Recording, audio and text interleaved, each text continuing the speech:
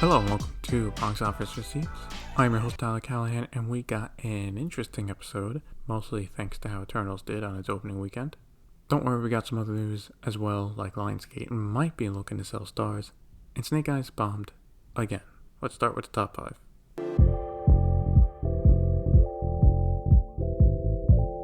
Opening in first place is Eternals with 71 million. In second place is Dune with 7.6 million. For a total of 83.9 million. Third place was No Time to Die with 6.1 million, for a total of 143.1 million. Fourth place was Venom Let There Be Carnage with 4.4 million, now at a total of 197 million. Lastly, in fifth place was Ron's Gone Wrong with 3.6 million, for a total of 17.6 million.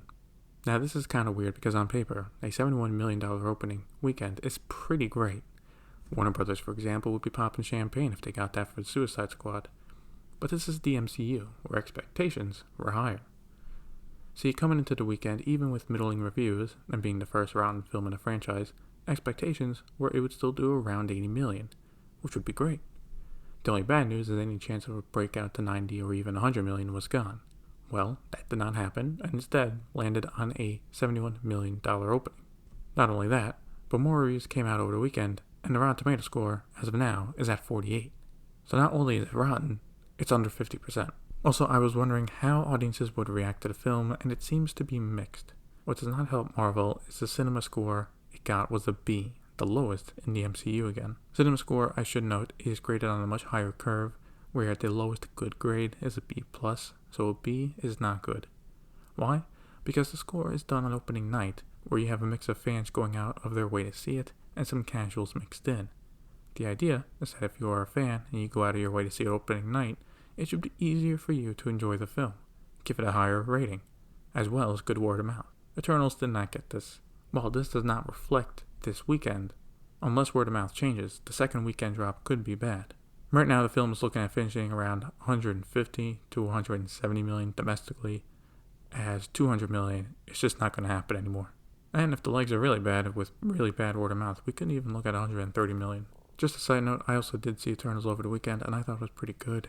It's not in my top 5 of Marvel films, but it's actually kind of sad to see this is the first MCU movie to get the poor reviews and what's looking like poor box office performance. I do understand some people found it boring.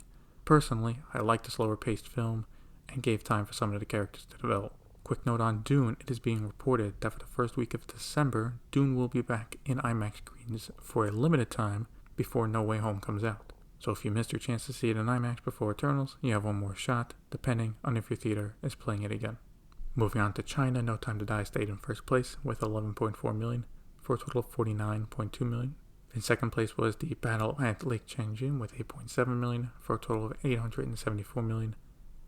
Third place was a new film called The Curious Tale of Mr. Gu, which opened at 3.6 million.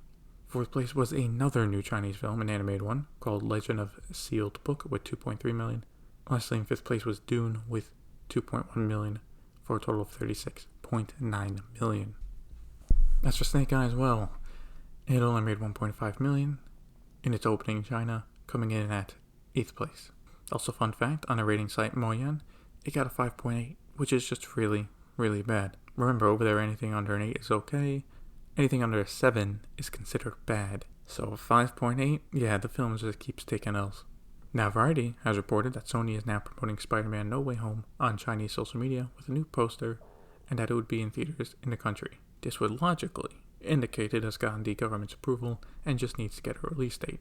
If it has secured the Chinese release, it is almost a lock for it to pass 1 billion worldwide, and would be the first film to do so since 2019. Also legally, this would be the first piece of Phase 4 content from the MCU available in China. Remember, Disney Plus is not allowed in China, and so far Black Widow, Shang-Chi, and Eternals have not been released there either. So while people have likely watched pirated copies of it, officially, this is the first. Now let's look at worldwide numbers where, surprise, Eternals dominated. It opened at 90.7 million internationally, for a worldwide opening weekend of 161.7 million. One thing to note for the international rollout of the film, it was set to open in Qatar, Saudi Arabia, and Kuwait, but its release was pulled. This was due to the censorship board of those governments asking for cuts to be made, and the Hollywood Reporter is saying that Disney refused. While no one from the government or Disney has said what needed to be cut, it is safe to assume it was likely due to the on-screen kiss from a gay couple in the film.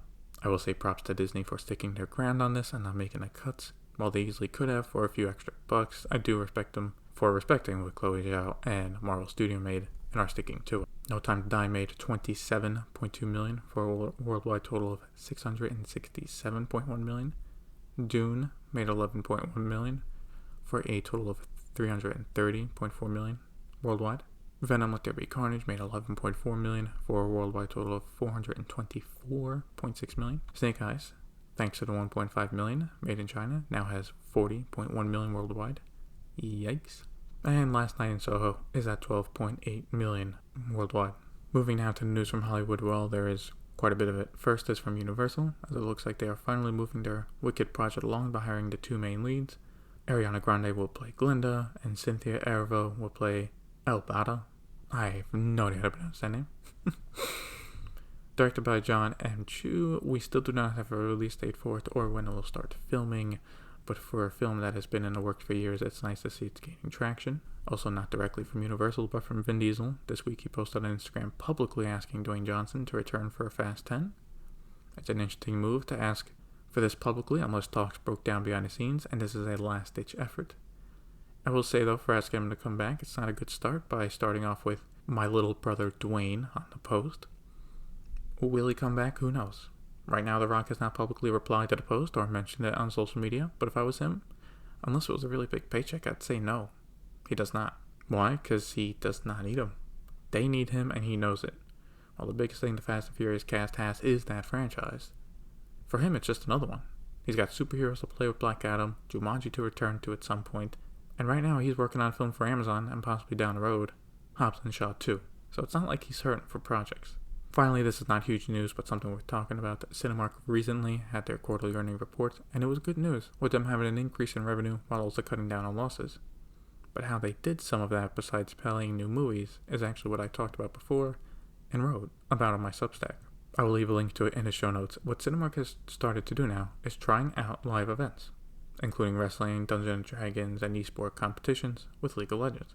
They mentioned that they also tried NFL football, but it's not gone as well due to the current license agreements. They can only get rights to out-of-town games, but they're looking to make deals to air college football games instead.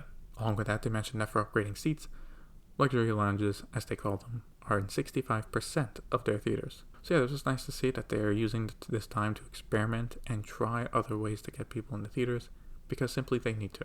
As studios continue to change release windows as it suits them, this is when theaters need to innovate to stay alive or die.